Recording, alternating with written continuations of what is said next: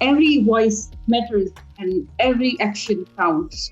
We should not be silent about what we are going through. We should speak for ourselves, and we not only for ourselves, for others. One human being with conviction can bring real change. Growing up in the valley of Swat, Pakistan, Hadiqa Bashir felt the love and support of her family.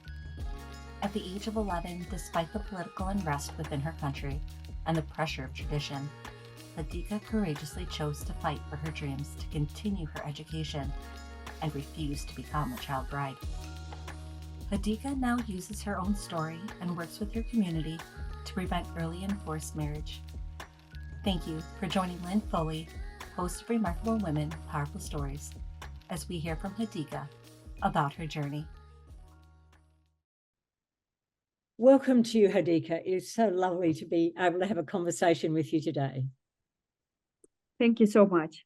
Thank you so much for having me. Oh, it's our pleasure. Absolutely our pleasure. Today, you're speaking to me from your home country, Pakistan.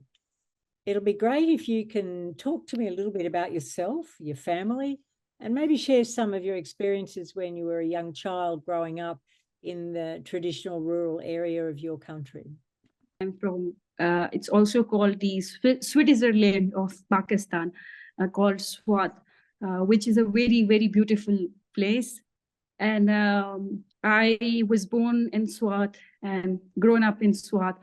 My family is educated. My grandfather was a doctor. All of my uncle were, well educated. They have done their masters in IR and, English. But I have saw that, the more importance were given to them, to my uncle, according to my aunt. And I've seen this tradition in our family that girls get married in early age. I have three aunts, and they got married in the age of 12 and 13, and they were not able to continue their education. My grandfather was so close to us, and he was like a friend of us. We used to talk to him. My father, because I'm the first child and first daughter. So my father is also very supportive. He supported me in every stage of my life. He treated me equally, like with with my brothers. So always give me the freedom to speak for myself. But there was like today morning I was thinking about that there was that concept of marriage, and I was very, very afraid of that what if it happens to me. If I look into my childhood, it was time for me to play with my friends. What I saw was that it was very I started my work on that time, and if you can say, it was kind of a sacrifice that I give on that time, and I started speaking for others. And we will share in further that how I started and what happened. So I'm excited to share all of that also. Thanks very much, Hadiqa. It's great to hear some of the early part of your story. So you grew up in a fairly rural part of your country, didn't you? Like it was a long way away from the cities and things. Is that right? So it was very rural? Yes. It's a valley. It's a valley. Swat is a valley, which was also under the hold of Taliban back in 2008. But then things get really, so Swat is also when I said Swat, so many people recognized by the attack of Taliban also. Were you able to have an education when you were growing up, when you were young? I did get my education, but when I was 9 years old, so Swat was under the under the stronghold of Taliban. So we were stopped to going to schools, and because all the schools in Swat was closed by Taliban, and we were not allowed to go to schools for 2 years. And, the situation was it was very challenging for the girls of SWAT to go to school and continue their education. And they were saying it's against of Islam.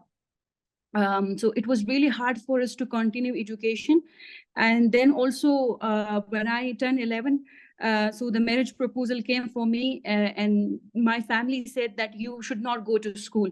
So these were the two biggest hurdles for me in my life, to not able to continue my education. But I convinced my family. I fought for myself that no, I want to continue my education. I have some dreams that I wanted to achieve that.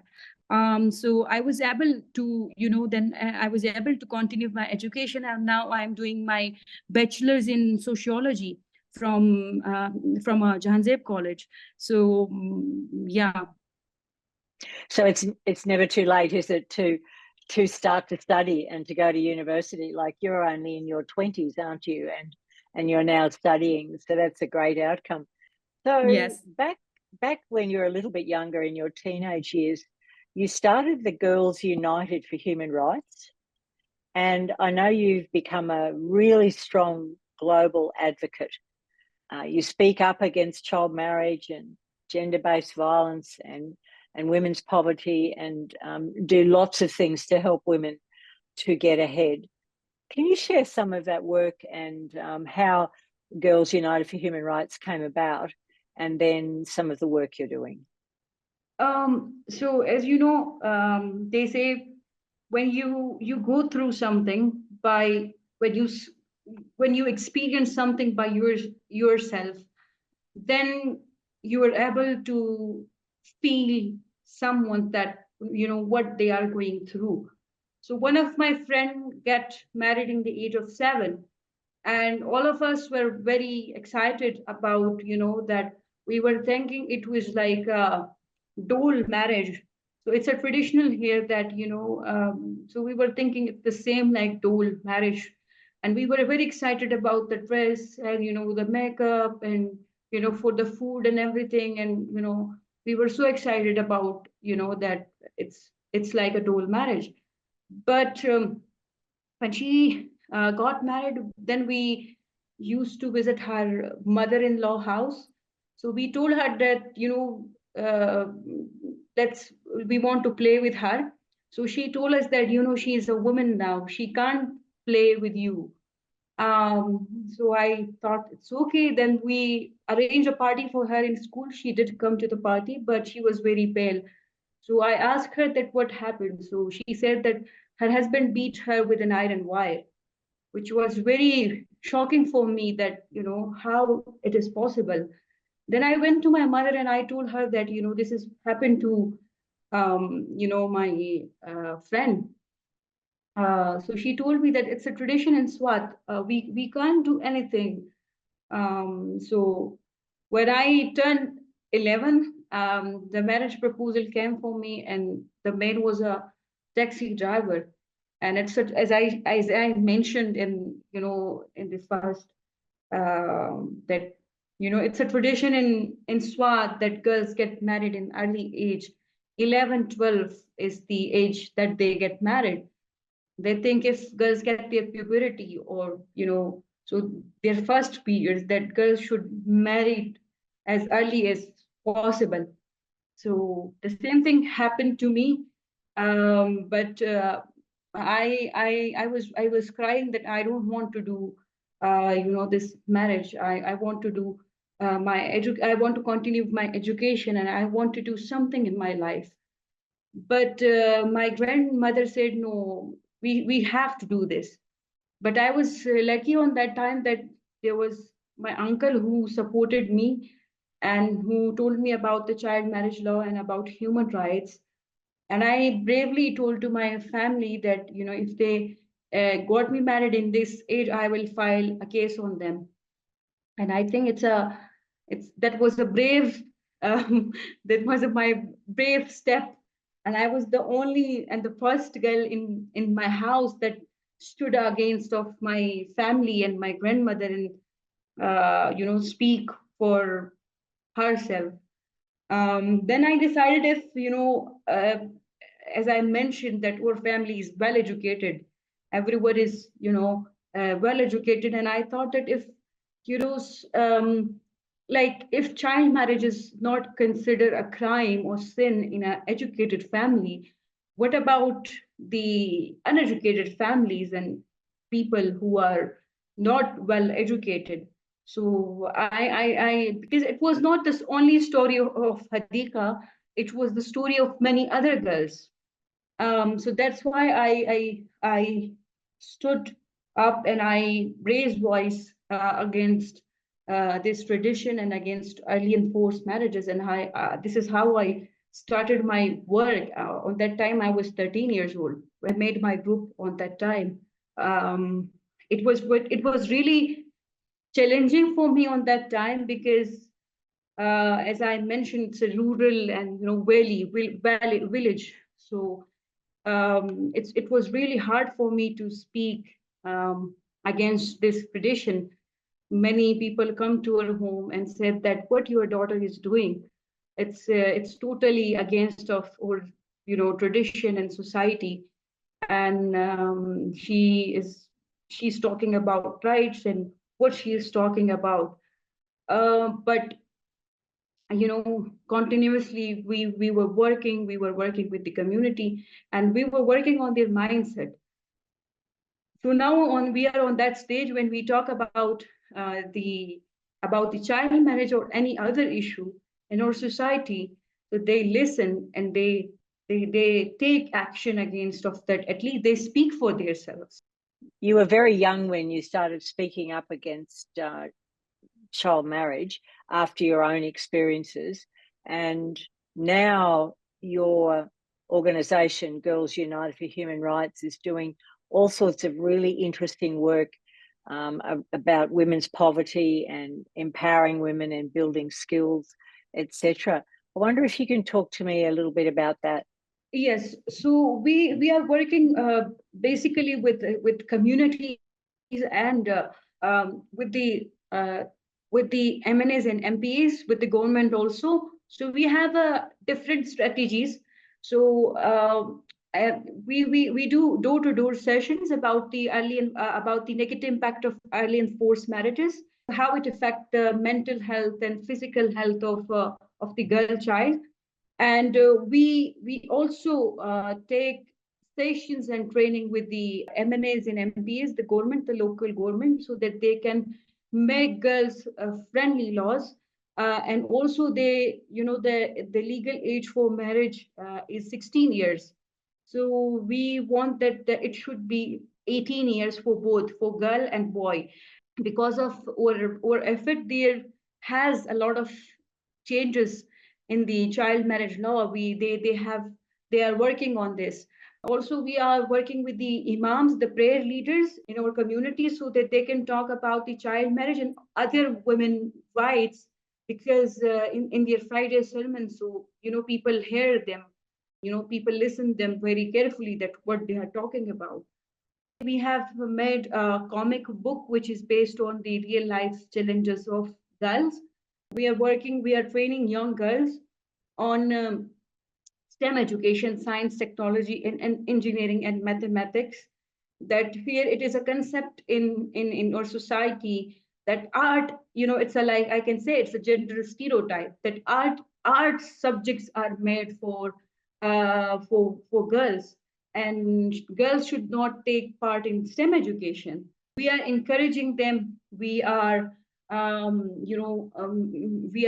doing trainings and sessions with them that they should take part in STEM education, and also we are designing a fellowship for them, so they have knowledge about STEM plus sexual reproductive health rights, that they should know about their bodies and their rights, what their rights are.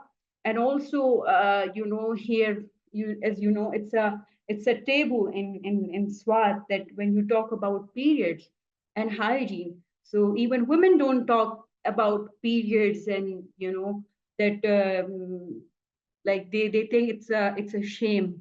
We should not talk about this. So making that spaces for them where they can talk, it's called, that space is called the Malgaru Khabari. It's a Pashto word. which means friend talk, like friend space is safe space where they can talk about their bodies, where they can talk about periods, and they can talk about whatever they want. So especially that's safe spaces for girls. We are also working on a climate change.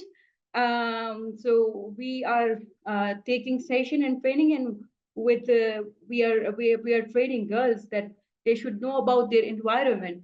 As you know, they think that men can plant a tree, but women cannot plant a tree, or girl cannot plant a tree. It's a difficult job. So we are, awareing them about the climate change, because in Swat, every year, Swat is affected by the flood, and women, especially women and girls, are affected a lot. And the government is not about talking about girls' health rights, or those who are pregnant, and so like women and girls are mostly affected by the flood. So we are also training them that how we are giving them training about the disaster management, so they can take practical part to save themselves and save others. So this is and also we have planted more than 2,000 trees in Swat, and these it's called One Girl One Tree campaign. These 2,000 trees are planted by girls and women. Yes. So Hadiqa, they're really useful and good things that you're doing with young women and girls in the communities, in the villages, in the towns. Where do you think you are starting to see the greatest impact of the work that you're doing?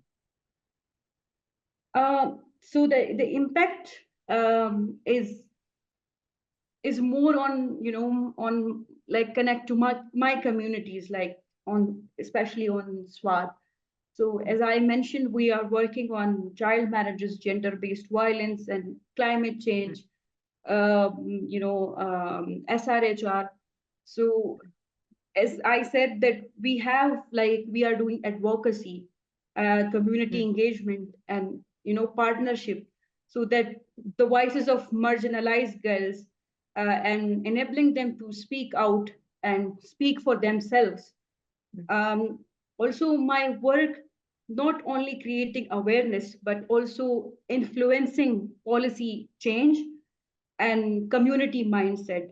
And also we are training young girls in leadership skills, and providing them educational opportunities so that they can take part in STEM education. I think this is these are the differences that we are making in people's lives. It's great, and it's fabulous that you have a chance to do that. You've received quite a lot of awards so far, and you've had opportunities to speak at places outside of your community. I'm wondering how you feel the awards and those opportunities are supporting you in your work.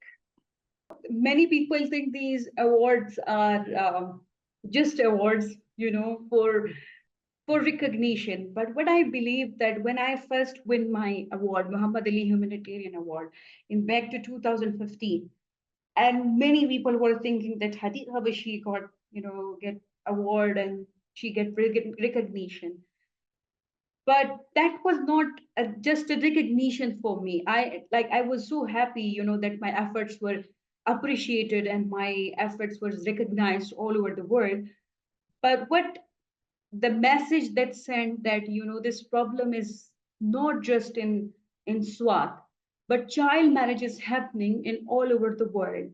That message, which was spread in all over the world, that was something, for me, that yes, that my voice is heard, and yes, we can further do, like on international level, we can further do something on this. And that was my first exposure. So I had not, like on that time, I had not that idea that that many people will be like supporting us in this. And when I saw that, that I was thinking that it's just the problem of Swat and Pakistan. But then I realized there are many, many, many other problems, and child marriage is also the one of the biggest problem. And it's not just Swat, but it's in all over the world. And I'm like, whenever I like I get award or anything. So for me, it's like that opportunity is for me to do my advocacy. We are from underprivileged and from underprivileged areas, and that is the only that big platforms are the only way for us to do our advocacy and speak for not for myself but for other girls, and to be the voice of those girls who are marginalized, who can't speak for themselves, and do advocacy and talk to the leaders and to work on policies. Earlier this year, I know you were at the UN Women's Commission on the Status of Women in New York, and you had opportunities to be part of panels. Can you talk to us a little bit more about the panel that you're on, which was about education, and tell us how being part of something as big as the Commission on the Status of Women also helped you to have your voice heard? I'm also the Young Leader SDGs, which was I can say which was a huge opportunity for young leaders, and I think it is a great initiative for of the United Nations, that everyone on that UN young leaders SDGs for young leaders, they have like I think it's really practical. They have received more than 7,000 application, and then they select only 17 people, 17 young leaders from all over the world. And from that, every leader is all working on the SDGs, different SDGs. And then from that, like I can say it's a diversity. And then they have also like virtual, virtual sessions where they talk about different problems from all over the world, and then they are talking about the solution of that problems. Not only they're talking about the problems, but also they are trying to get some solution for that problems. That was amazing, and also they allow us to come to the United Nations, and they speak with different people, and they did their advocacy there, and they talk about policies and how they can bring real change in their communities. So also when I was attending the same in the CSW, so I was the global leader fellow. So I was also in the panelist. I was invited by the ECOSOC president. I think that was the biggest opportunity for me that on that during the CSW, where even I spoke about those issues, and that panel was about education and also STEM education, that how the girls can take part, can get back to school and can take part in STEM education. So I think that was a very important opportunity for me to speak about our problems and solutions, and to seek solution from others and how they can help. Everywhere we're facing that challenge of ensuring that girls can feel confident to study in STEM and get those jobs, so that we have both men and women at the edge of everything to do with science and technology and mathematics and engineering, because it is so important. So the work you're doing is helping young women see that they can do that, and the scholarships help them get there, and that's great work. Yes. I've always been thinking recently that we all do a lot of listening to voices such as yours. We hear stories like your stories and the stories of many other women, young women and older women. What do you think we have to do more of, so that we move from just listening to stories like yours, but doing something about it, about taking action? So I'm wondering, what you think about that, because you've done a lot of talking and advocacy, and you're wanting people like me and others to do something. So what do you think's got to happen to move us to action? You know, we as you say, we need practical actions for that. Like if someone is talking about problems and we don't take practical actions, then that will be only stories. You know, we need practical work, that if we want change, it is very important that government support activists and human rights activists, feminists. I have seen, you know, even Pakistan is shrinking spaces for human rights activists and organization like grassroots organization. So if we wanted to transform voices to actions, then the government is, I think, the important role that a government can play by not shrinking spaces to us and providing that safe spaces, because the human rights activists are doing a lot of things that even government don't know about that. So the government need to provide that safe spaces and that opportunities for human rights activists or organizations that practically they are working. And I think the second that I want to talk about is the organization, the international organization, and you know the organization, national level organization, that they can support each other in this by by funding the grassroots organizations, so that they can practically work. Because if you look, they don't have that much support. If they want to bring the change, they need financial support for this. And also in this, I think communities can take important role by supporting the vision and the issue that human rights activists or their leaders are working. So it is very important, you know, that the communities that they are working, they support them by not creating more problems, but supporting their vision that, you know, yes, they are doing the right work. Also, I think the decision makers, they should be accountable what they are doing for their actions. I'm wondering if you've got role models or people that have helped you, or mentors that help you along your way, either when you were a little bit younger or now. Have you got those sort of people around you? That's really amazing question.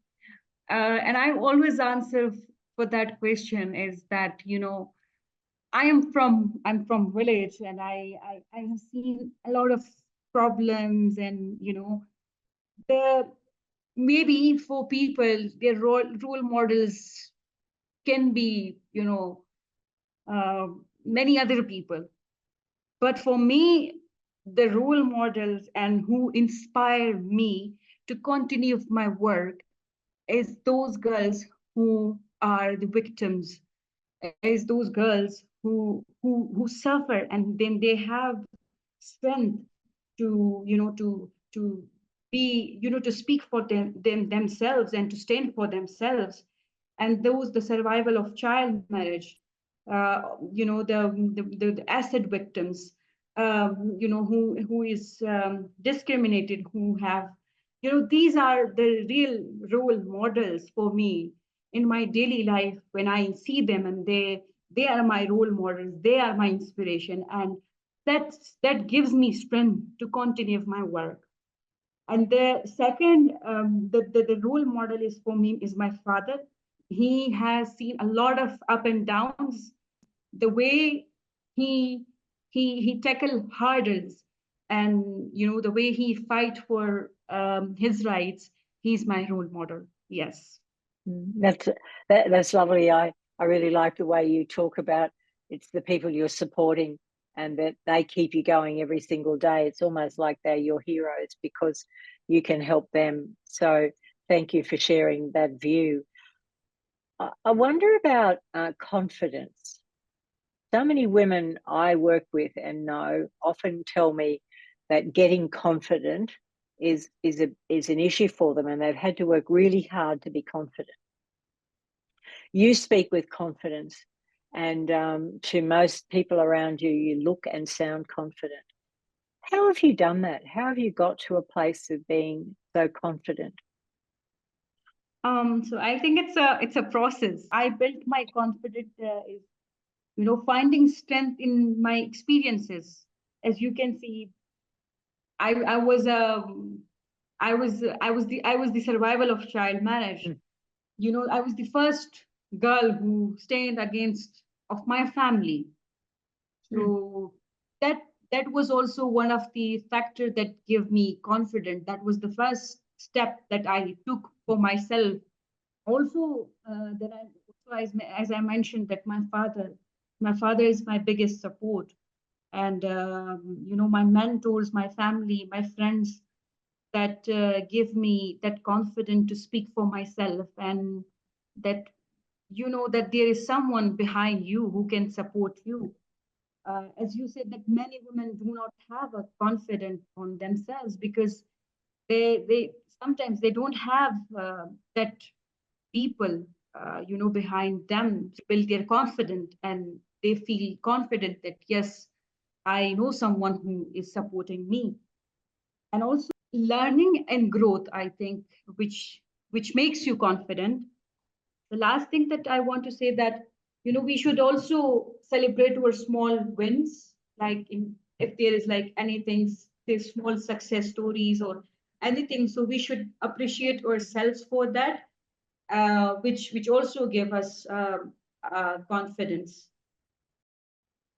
Hadiqa, throughout our conversation, I've been wondering what it is you think is your greatest leadership gift, the thing that makes you who you are. So you asked about one thing, I will say two things about my leadership. So I think resilience, empathy, and connection. Resilience, growing up in a region where girls are often denied by their basic rights.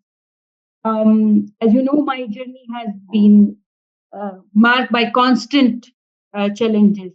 So I think the resilience has taught me to not to shy away from adversity, but to see is that a catalyst for change. And also, if you on the global stage, also resilience allows me to advocate for marginalized girls with authenticity and conviction. And I was also talking about the empathy and connection. So I deeply, as I said in the first, that I have experienced this. So I deeply understand the struggle faced by girls and women because I have lived them. Yes. You have that absolute lived experience of it, and it helps you understand and have empathy. And I hear that as one of your greatest strengths. As we lead towards closing our conversation today, which has been absolutely amazing, what's the message you'd like to leave with everyone today? So my message would be that every voice matters and every action counts, and we should not be silent about what we are going through. We should speak for ourselves, and we should not only for ourselves, for others. And last message would be that one human being with conviction can bring real change. And you are that human being with conviction and with confidence that is bringing real change. Hadiqa, you are a remarkable woman. Your story is powerful to all of us who make time to listen. And I know I'll want to take more action as a result of listening to you today and being in the room with you. So Zonta International and I thank you so much for giving us your time today to be part of this podcast. Thank you so much for having me. Thank you.